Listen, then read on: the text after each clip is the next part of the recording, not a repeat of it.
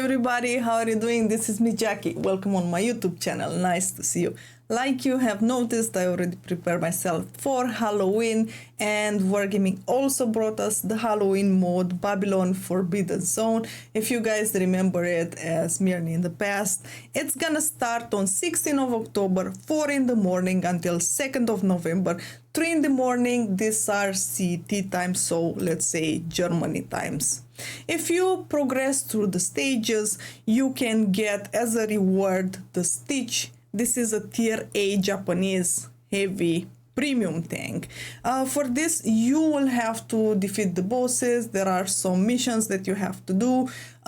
For this, you can grind yourself keys, for example, in easier modes, but you will have to defeat at least once the nightmare difficulty, and these are the bosses in the nightmare difficulty. Me, together with Sarah the Explorer, with Feydun, with Fiza and Kassar Power, are putting up together a team. If you guys cannot beat the nightmare difficulty on your own with random people or with anybody else, you can come over to our streams, because we're gonna be doing very long stream support on Thursday, Friday, Saturday, Sunday, next weekend and the next weekend, and I'm gonna post in the description all the details and the hours, and we can maybe make a place for you in our team whenever we have a free space. They are also bringing in a 3D style, which I think it's really nice for the 3 Jäger, and there are also commander bundles that are gonna be available in game. But now let's have a look at the tank. First of all, I want to make a little disclaimer. This is not the tank as it will be after the patch. Right now it's called the Chise, and I was just putting a random camo. After the patch is released, it's gonna be called the Stitch, and it's gonna have a special 3D camo. Let's have a look at what this tank can do.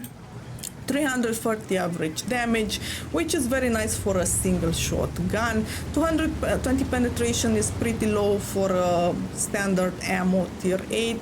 Rate of fire 667, 9 seconds gun loading. These stats are vanilla, without crew or without any kind of modules. The gun depression is really nice, minus 13, elevation 20, 211 aiming time, 0.45 accuracy, and 1550 hit points. The armor is 210 frontally with 145 full armor. I think the armor is one of the issues of this tank.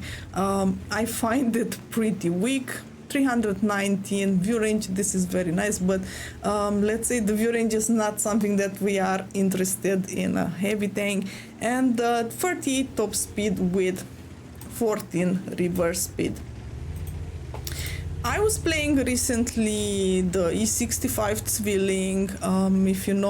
If you remember, we just had an event, a special battle pass chapter where we got the Zwilling, and honestly I would play the Zwilling over this Chise/Stitch at any time. I find this tank very big, very chunky. The cupola is very big, and you don't have much chances against other tier 8 heavy tanks, in my opinion. I was going for experimental turbo, for experimental aiming, and rammer. Right now I have 7.19 seconds reload time, and for me it's very important what the tank feels like. Do I trust it? Do I trust when I go in the fight against the Skoda, against the BZ? Do I trust the armor? Do I trust the gun? Do I trust its ability? Well, honestly, no. I really love the Zwilling, even though I'm not such a heavy tanks enjoyer, but I played it with a lot of pleasure, whereas this Chise, I kind of struggled with it.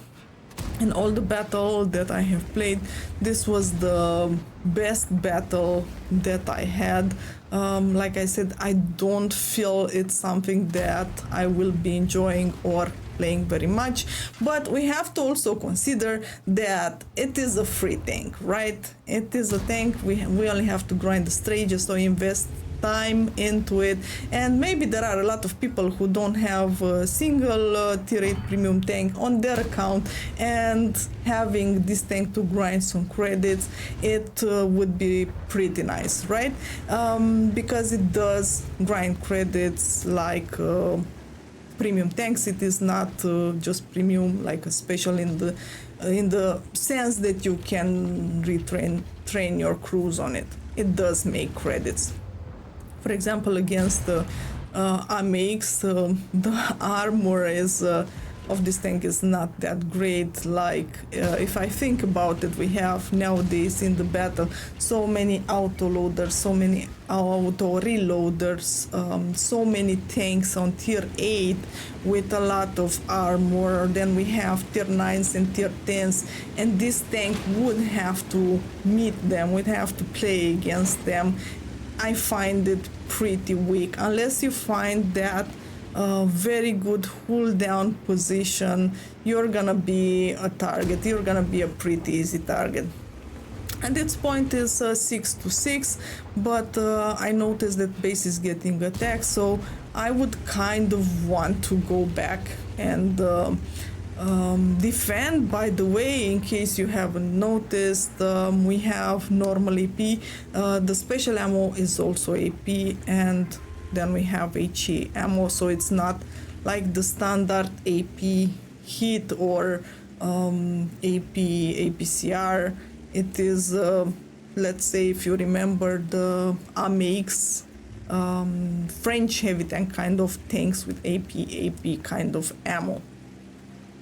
I'm going back. I'm trying to signal to my team that they should maybe come out and help, but it is very often the cases that the signals that you are trying to give to your team kind of get ignored. But I don't have any issues here.